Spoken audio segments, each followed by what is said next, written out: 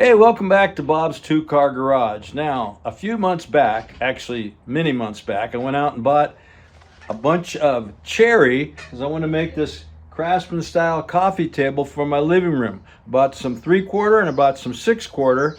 And this time, as a matter of fact, I have a drawing. I don't always have a drawing. Sometimes I just wing it, but I wanted to make sure that it fit right in my living room. Anyhow, stick around. I'm going to show you how I did it. Hi, my name is Bob, and I love my two-car garage.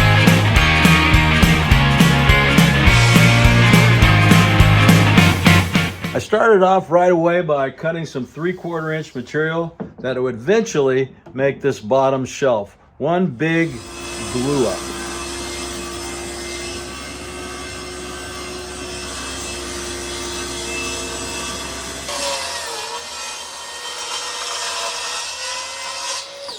Now, I actually think this is one of the nicest glue ups I've ever got to do. It looks really good.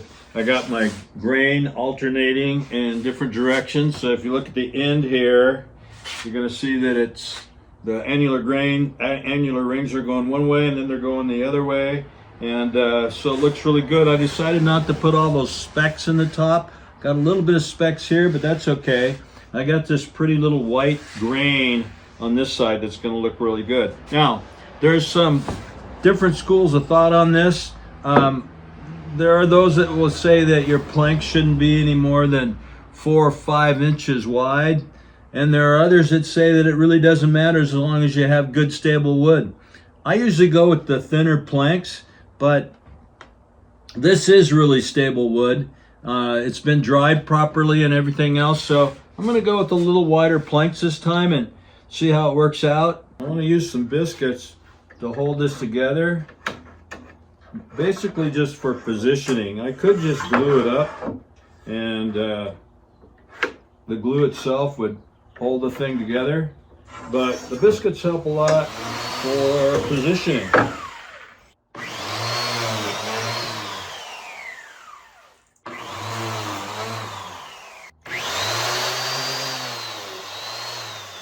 Finger works great, by the way, for putting on glue.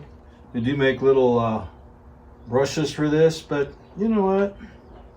It's kind of nice to get down and dirty. Line those babies up. I'm going to put glue on both surfaces.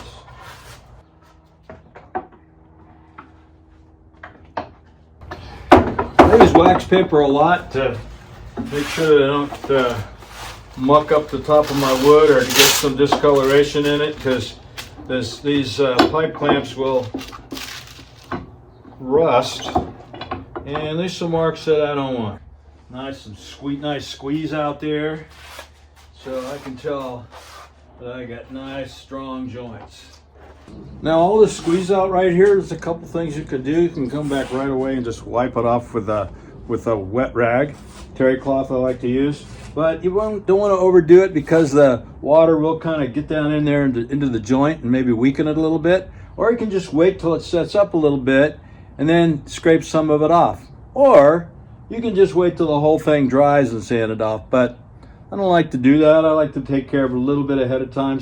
Yeah, look at that beautiful top. It looks good. Nice glue up. Hardly no gaps. Nice job, Bob. Anyhow, I can really use both sides because both sides really look good. So once it dries, and I'll let it dry at least 24 hours before I unclamp it, and then I'm just going to sand it. Now I need to cut this off at each end, and I would do it on a table saw if my fence went out far enough, but it doesn't. So I'm going to use my favorite little circular saw here. So I'm going to test out my theory once again that the glue is stronger than the wood. If that's true, then if I bang this, it should not break on the glue joint. Now, I've done this before and it didn't prove to be true, so I'm going to see what happens this time. Anyhow, I got a glue joint right there, glue joint right there, and let's see where it breaks. Look at that, it didn't break on the glue joint. Of course, I might have cheated a little bit and hit it in that spot on purpose, but anyhow, let me try this one. Once again, I hit it right on the glue joint and it broke someplace else. So maybe it's true. Now the top, I decided to make this out of a sheet of cherry veneer plywood with a solid cherry edge glued on the edge. I did that primarily because this is a flip up top that you're going to see in a few minutes. And I needed this to be nice and flat all by itself without any help from fasteners. So plywood is more stable, plywood top. I use biscuits once again to attach this cherry edge to the plywood top.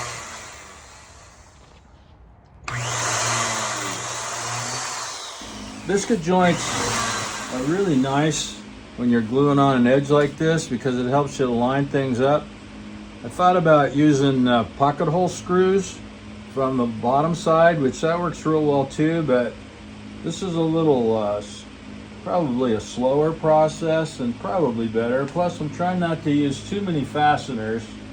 I want this to be more of a purely furniture type project, so I'm trying to do it all with wood. So I'm going to put a nice bar clamp in the middle, protect that edge down there so that I don't mess up my second edge. Pull it up nice and tight. That looks beautiful. So I got a couple places here where I really need to do some sanding because this little piece is in there crooked. I want to take it easy though with the sanding on this veneer because it's really a skinny veneer. So for the most part I'm going to sand, but I'm just going to use like 120 or even 150 to make sure I don't go through that veneer because that would be a tragedy.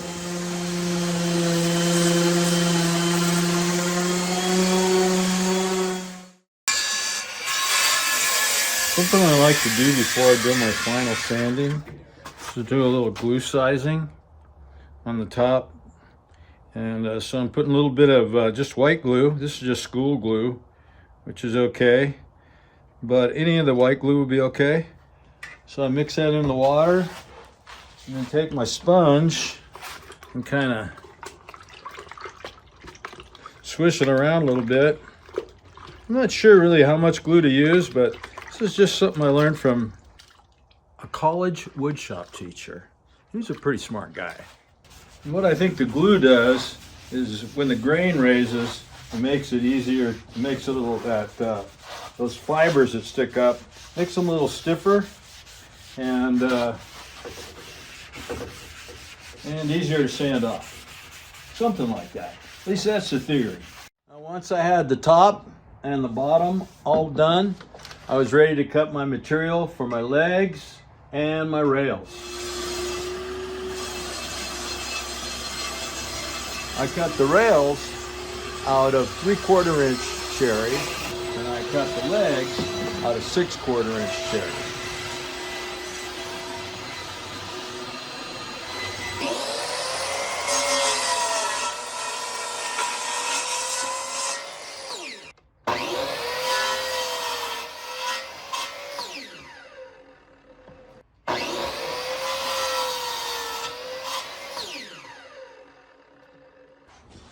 All right, so got a rail here, got a rail over here, and got a rail across the backside. Cool. Now I discovered a new tool while I was working on this project, and that's this Edge Tech blade right here.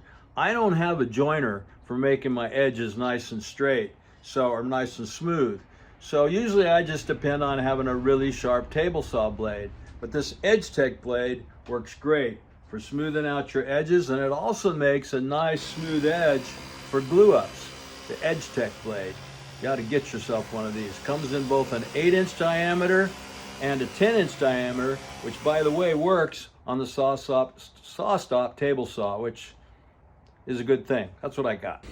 I'm going to put my legs together with mortise and tenons. So I've set up a 3/8 mortising bit on this mortising machine. Now, I know there's a lot of different options for mortising. In fact, a lot of people use dominoes now, but I can't afford one of those machines. So, but you can also use a router. You can use a table saw, something like that. But I'm gonna use this machine, and I got it all laid out here, so I'm gonna cut my mortise.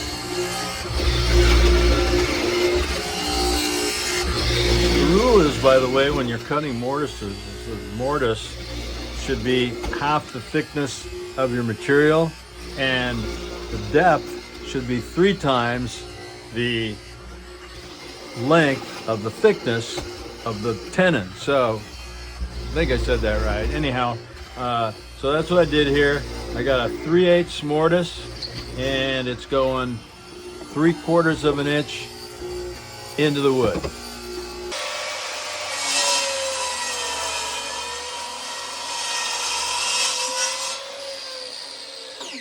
I'm cutting my tenons with a dado on my table saw.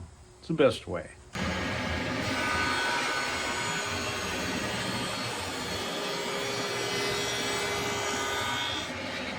I actually held it back. I held the end of the wood back from the fence a little bit because I don't want to mess up my fence.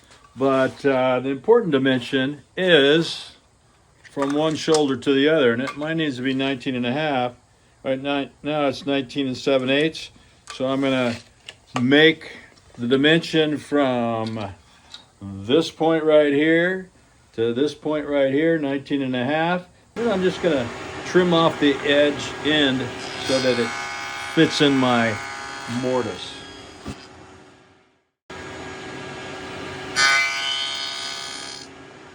And that's a nice looking tenon right there. Got everything all detailed out, got our mortise and tenons cut, and I dry clamped it just to make sure that everything went together right. So now I'm gonna do the real deal. Got my clamps ready, gonna glue the legs up first, left and right, and if I get really ambitious, I'm gonna put the back rail on too, but might kind of wait till the legs dry first before I go that far. So here we go.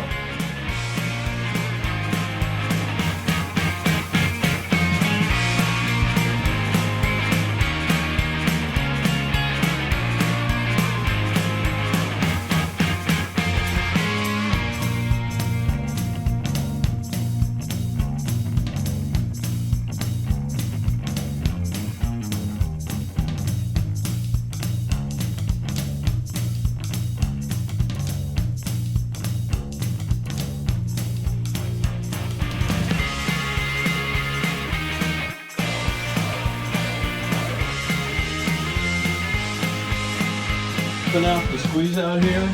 Not like to use a sponge because it got the Scotch-Brite on one side and really does a good job of getting all that glue out. I go ahead and wipe the whole thing down with water, and that way kind of raises the grain all the way across, and will make for a nice even stain later on. It's a good idea to take a nice sharp chisel and clean off these tenons a little bit.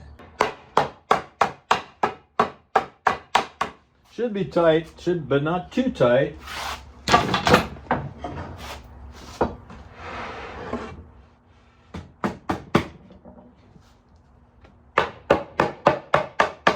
Should be able to knock it on there pretty easily with a rubber mallet. I got a little gap right here, so I'm going to work on that tenon a little bit more. And it looks like a perfect fit right there. So once I had all the legs and rails assembled, I was ready to make the framework for my drawers. So I put this framework together with pocket hole screws and glue. It needed to be good and sturdy because the hardware that supports that or operates this flip up top puts a lot of stress on the structure. So pocket hole screws and glue to make my framework. Now, as long as you're sitting here watching me put things together, I want to say a little bit about the difference between cabinets, which usually hang on a wall or sit on a floor, and furniture, which gets moved around and knocked around a little bit more. So furniture needs to be put together better. And you might use rabbets like this. This is a rabbet. Or you might use a dado. Or you might use a dovetail joint. Or you might use some dowels. Those are okay. Or you might use biscuits. Or you might use screws.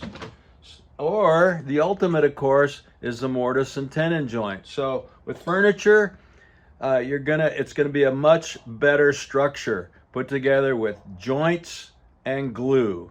Cabinets, you can use nails, but with furniture, you don't want to use nails. You might want to use a nail occasionally, just for convenience to hold something together while the glue dries.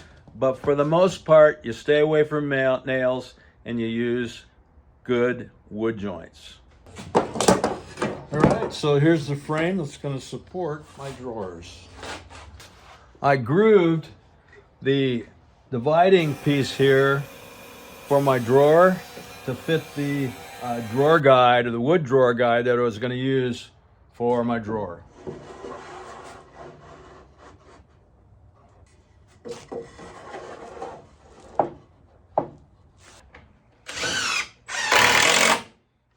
That's good and solid.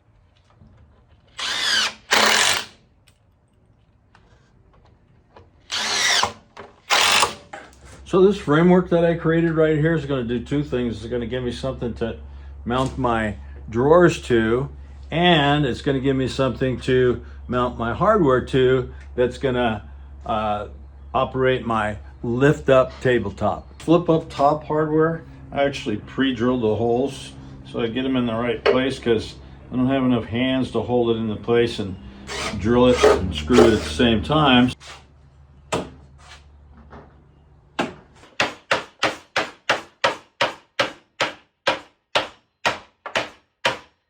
So what I'm doing on the bottom side of this piece right here, because this is one big solid piece of wood, it's going to expand and contract quite a bit. So I'm using these little Z-clips.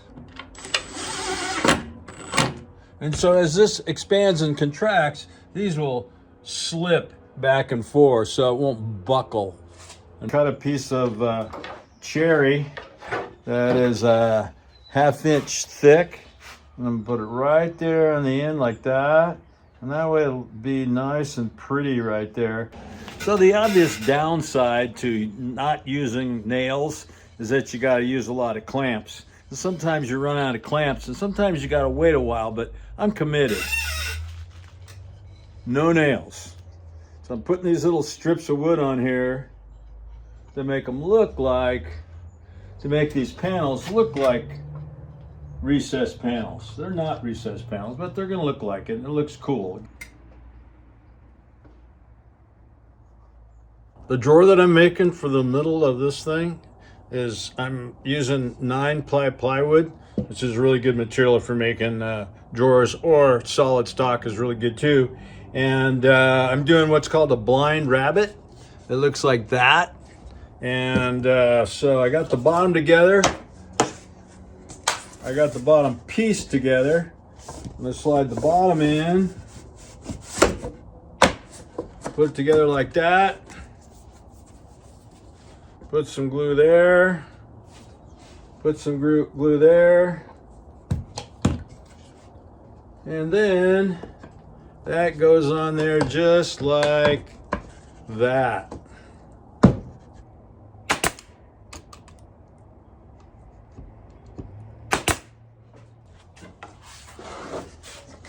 And that is going to fit right in there like that. If you notice, I did not make it go all the way to the back of the coffee table because it would be a waste. So rather than doing a bottom runner or hardware, I grooved this piece and I put a little wood runner right here. I really like it. It really fits nice. So I just slides in there like that. And man, that is really fitting nice. I push this down a little bit so it brings the bottom of the drawer off the frame right here. And then I'm probably going to put a little beeswax on here eventually to make it slide really nice. To stain this piece, I used Varathane Traditional Cherry Stain. And by the way, I always stick with the stock colors. I don't try to mix it and make it look exactly like I want it, because I know that in the future, if I need to match it, I'm never going to remember how I mixed it. So I would stick with the stock colors if I were you. And someplace on the piece, I usually write down, like on the bottom of the drawer or the bottom of the piece, what color I actually used. Saves yourself a lot of guessing later on. Here it is right here. That's what I stained it with, traditional cherry. It's looking good. I'm gonna let it dry and maybe even put another coat of stain on it, because sometimes when you do that second coat of stain, it just makes it a little richer.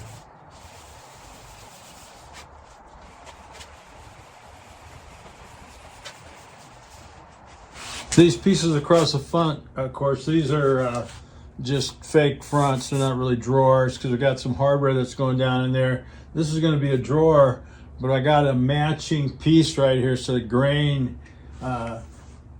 matches. It looks cool. Nice job, Bob. Now, to put a final coat on this thing, I use this stuff. It's called Evo. I bought it at a local store near me, a professional paint store called Vista Paint. This is a water-based lacquer, and I've used water-based lacquers before and been moderately happy with them, but this is the first time that I've used material that's water-based, a water-based lacquer, that I've really been happy with the results. So stuff works great. Means I can throw away all my lacquer thinner. Properly, of course. Taking some 320 sandpaper right now after I sprayed it with that sealer. And this stuff sands off real nice. Between coats, real powdery, just like old school lacquer. So I think I really like this stuff. Between my cabinet and my flip up top,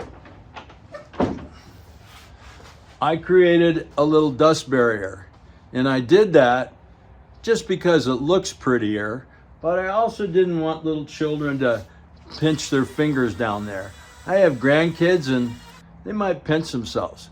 They might pinch themselves anyway, but it makes it a little less likely.